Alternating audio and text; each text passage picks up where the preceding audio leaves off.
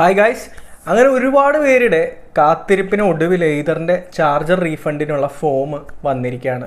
അതിനെ പറ്റിയിട്ടാണ് ഞാൻ ഇന്ന് നിങ്ങൾക്ക് പറഞ്ഞു തരാൻ പോകുന്നത്, നിങ്ങൾ എന്തൊക്കെയാണ് ചെയ്യുന്നതെന്നുള്ളത്. അതുകൊണ്ട് വീഡിയോ ഫുള്ളായിട്ട് കാണാം. വളരെ ഇമ്പോർട്ടൻറ്റ് വീഡിയോ ആണ്. നിങ്ങൾ പ്രോപ്പറായിട്ട് ചെയ്തില്ല എങ്കിൽ ചിലപ്പോൾ നിങ്ങൾക്ക് റീഫണ്ട് കിട്ടിയില്ല എന്ന് വരാം. സോ കുറേ നാളായിട്ട് നമ്മൾ വെയിറ്റ് ചെയ്തിരിക്കുകയായിരുന്നു ചാർജർ റീഫണ്ടിൻ്റെ അപ്ഡേറ്റിനൊക്കെ ആയിട്ട്. ഓലയുടെ വന്നിരുന്നു, അതിനകത്ത് അവരുടെ ആപ്പിൽ ഒരു ഫോം കാര്യങ്ങളൊക്കെ വന്നിട്ടുണ്ടായിരുന്നു. അത് ഫില്ല് ചെയ്ത് കൊടുത്തതിൽ വളരെ കുറച്ച് പേർക്കൊക്കെ റീഫണ്ട് കിട്ടിയിട്ടുണ്ട്. ഭൂരിഭാഗം ആളുകൾക്കൊന്നും കിട്ടിയിട്ടില്ല. അതും ഏകദേശം ഒരു സെപ്റ്റംബറൊക്കെ ആകുമ്പോഴത്തേക്കും കിട്ടുള്ളൂ എന്നാണ് ഓല പറഞ്ഞിരിക്കുന്നത്. എയ്തറിൻ്റെ വന്നിട്ടുണ്ട്. അപ്പോൾ ഇതിനായിട്ട് നിങ്ങൾ ചെയ്യേണ്ട കാര്യം എന്ന് വെച്ചാൽ എയ്തറിൻ്റെ ആപ്പ് ഓപ്പൺ ചെയ്യുക.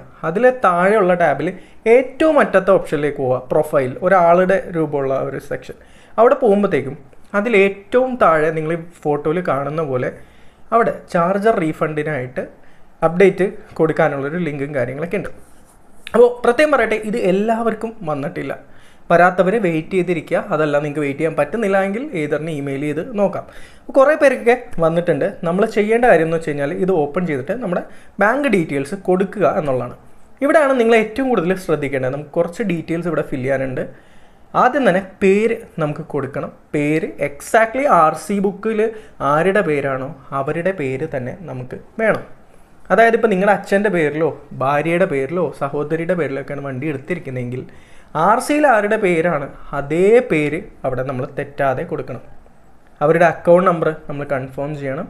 അവരുടെ ബാങ്കിൻ്റെ IFSC കോഡ് നമ്മൾ കൺഫേം ചെയ്യണം. എളുപ്പമുള്ള 3 കാര്യങ്ങളാണ്. ഇനിയുള്ളതെന്ന് വെച്ച് കഴിഞ്ഞാൽ ഒരു ക്യാൻസൽഡ് ചെക്ക് ലീഫിൻ്റെ ഫോട്ടോ നമ്മൾ അപ്ലോഡ് ചെയ്യണം. അതായത് ക്യാൻസൽഡ് ചെക്ക് ലീഫ് എന്ന് പറയുമ്പോൾ ഇപ്പോൾ നമ്മൾ ഉദ്ദേശിക്കുന്ന ഒരു ബാങ്ക് അക്കൗണ്ട് ആണെങ്കിൽ അത് റിലേറ്റഡ് ആയിട്ട് ചെക്ക് ബുക്ക് റിക്വസ്റ്റ് ചെയ്ത് കഴിഞ്ഞാൽ നമുക്ക് ചെക്ക് ബുക്ക് കിട്ടും. അതിൽ നിന്ന് ഒരു ലീഫ് എടുക്കുക. ആ ലീഫ് എടുത്തിട്ട് ജസ്റ്റ് ഒരു പേന കൊണ്ട് നമ്മളൊന്ന് വട്ടം വരയ്ക്കുക. അതാണ് ക്യാൻസൽഡ് ചെക്ക് ലീഫ് കൊണ്ട് ഉദ്ദേശിക്കുന്നത്. ഈ ചെക്ക് ലീഫിൻ്റെ ഫോട്ടോ എടുക്കുക. നമ്മളൊരു 5 MB കവിയാതെ അപ്ലോഡ് ചെയ്ത് കൊടുക്കുക. വളരെ ഇമ്പോർട്ടൻ്റ് ആയിട്ടുള്ള സ്റ്റെപ്പാണ്. ചെക്ക് ലീഫ് ഇല്ലാത്തവരാണെങ്കിൽ തീർച്ചയായും നാളെ തന്നെ ബാങ്കിൽ പോയിട്ട് ചെക്ക് ബുക്ക് വാങ്ങിച്ചോളാം. ഒരു ക്യാൻസൽഡ് ചെക്ക് ലീഫ് മസ്റ്റാണ്.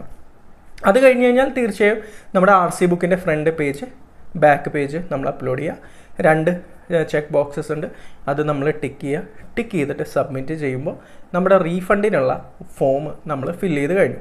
അപ്പോൾ ഒന്നുകൂടെ പറയാം, RC ബുക്കിൽ ആരുടെ പേരാണോ ഉള്ളത് അവരുടെ ഫുൾ പേര്, അക്കൗണ്ട് നമ്പർ, അവരുടെ IFSC കോഡ്, ഒരു ക്യാൻസൽഡ് ചെക്ക് ലീഫ്, RC ബുക്കിൻ്റെ ഫ്രണ്ട് ബാക്ക് പേജ്.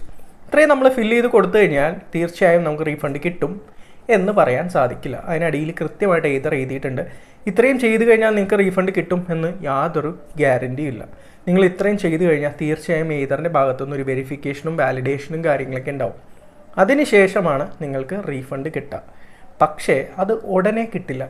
കുറഞ്ഞത് റീഫണ്ട് പ്രോസസ്സ് ചെയ്യാൻ 16 മുതൽ 18 ആഴ്ചകൾ എടുക്കും എന്നാണ് പറയുന്നത്.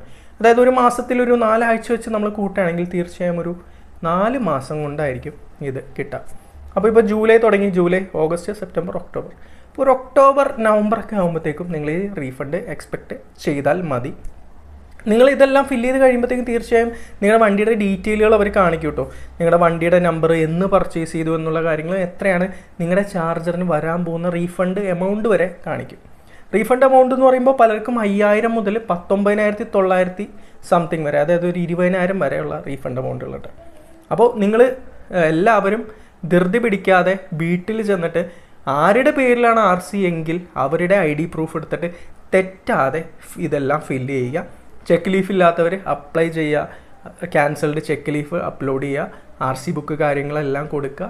ഇതെല്ലാം കൃത്യമായിട്ട് തെറ്റാതെ ചെയ്യുക. ചെയ്തിട്ട് ദയവ് ചെയ്ത് കാത്തിരിക്കുക. എനിക്ക് അതാണ് പറയാനുള്ളത്. റീഫണ്ട് എന്നൊരു വാക്ക് കേട്ടതിന് ശേഷം സത്യം പറഞ്ഞു കഴിഞ്ഞാൽ എനിക്ക് ഒരു സമാധാനമില്ല ഒരു സ്ഥലത്തും. റീഫണ്ട് എന്ന് കിട്ടും എന്ന് പറഞ്ഞ് എല്ലാവരും ചോദിച്ചുകൊണ്ടിരിക്കുക. വെയിറ്റ് ചെയ്യാൻ ആരും റെഡിയല്ല. 2 മാസമായില്ലേ, 3 മാസമായില്ലേ, ഞങ്ങളുടെ റീഫണ്ട് എന്നാ കിട്ടുക, കേസ് കൊടുക്കണം എന്നൊക്കെ പറഞ്ഞ് ബഹളങ്ങളാണ്.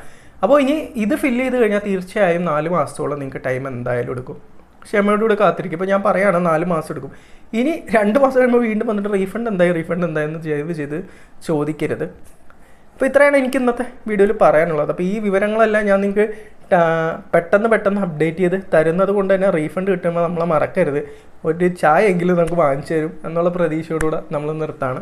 ബൈ.